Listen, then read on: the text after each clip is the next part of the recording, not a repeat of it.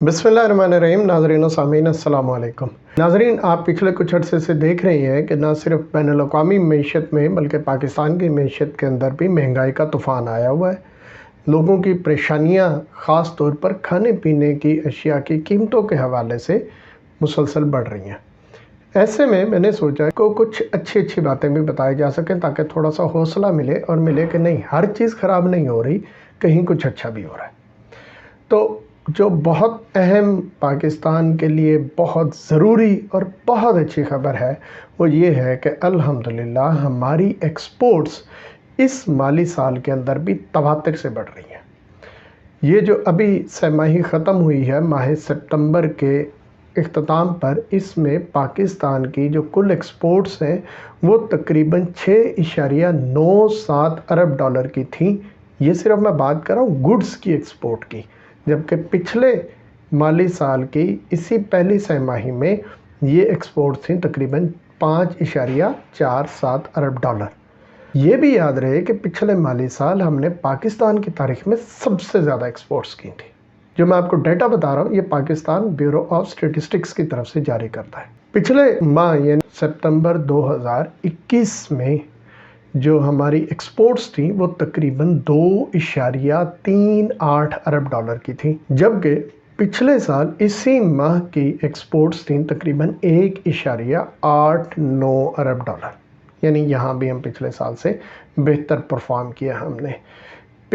इसी साल के इससे पिछले माह यानी अगस्त के अंदर जो हमारी एक्सपोर्ट्स थी वो थी तकरीबन 2.25 अरब डॉलर। यानी हमारी एक्सपोर्ट्स हर माह अल्हम्दुलिल्लाह मज़ीद से मज़ीद बढ़ती जा रही हैं, और एक्सपोर्ट्स बढ़ने से ही हमारे पास जो है वो फॉरेन एक्सचेंज रिजर्व्स में पैसे आएंगे, में इंडस्ट्रियलाइजेशन होगी और रोज़गार मिलेगा, हमारे करंट अकाउंट के मसाइल हल होंगे, और एक्सपोर्ट बढ़ने से ही हम जो IMF का जो साइकिल है इससे बाहर निकल सकेंगे। अच्छा, ये तो थी पाकिस्तान ब्यूरो ऑफ स्टेटिस्टिक्स की तरफ से बताई गई खबरें, जबकि अगर हम स्टेट बैंक की तरफ से इसमें दें तो उसमें ये हमें जो इजाफा है ये मज़ीद बड़ा नज़र आता है। स्टेट बैंक ऑफ पाकिस्तान के मुताबिक जुलाई से लेकर सितंबर तक जो गुड्स की एक्सपोर्ट हुई है वो हुई है तकरीबन 7.24 अरब डॉलर की।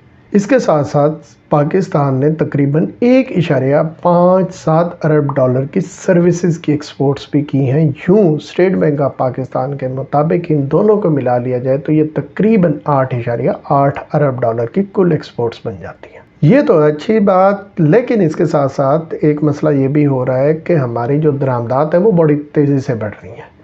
तो जो हमारा कुल ट्रेड डेफिसिट था पाकिस्तान ब्यूरो ऑफ स्टेटिस्टिक्स की वेबसाइट के मुताबिक वो था तकरीबन 11.75 अरब डॉलर का, जबकि स्टेट बैंक ने इसको रिपोर्ट किया तकरीबन 10.95 अरब डॉलर। यहाँ पर थोड़ी सी परेशानी बनती है कि इंपोर्ट्स बहुत ज़्यादा ही तेज़ी से बढ़ रही हैं, तो हम दोबारा एक बैलेंस ऑफ पेमेंट क्राइसिस की तरफ तो नहीं जा रहे। इसी खदशे के पेश नज़र गवर्नमेंट ऑफ पाकिस्तान और स्टेट बैंक ने कुछ इकदाम उठाए हैं जिससे इंपोर्ट्स को रोकने की कोशिश की जा रही है।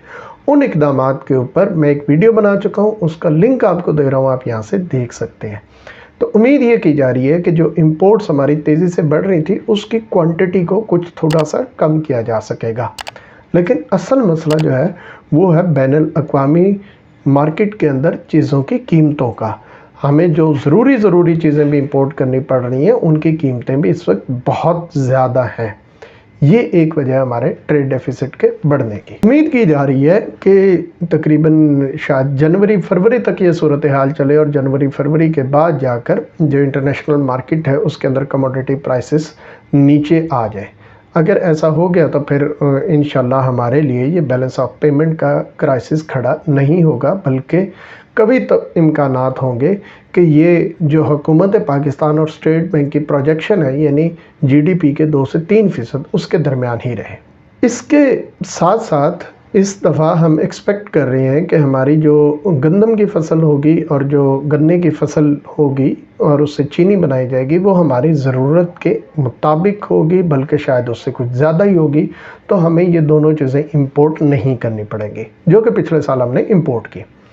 इसी तरह हम वैक्सीन इंपोर्ट कर रहे हैं, तो वैक्सीन का भी ज़्यादा चांस ये है कि जो हमारी इंपोर्ट्स की पेमेंट्स होंगी वो शायद फरवरी मार्च तक कंप्लीट हो जाएंगी, और हम अल्हम्दुलिल्लाह 10 करोड़ डोजेज़ लगाने की खबर तो पिछले दिनों NCOC से आई।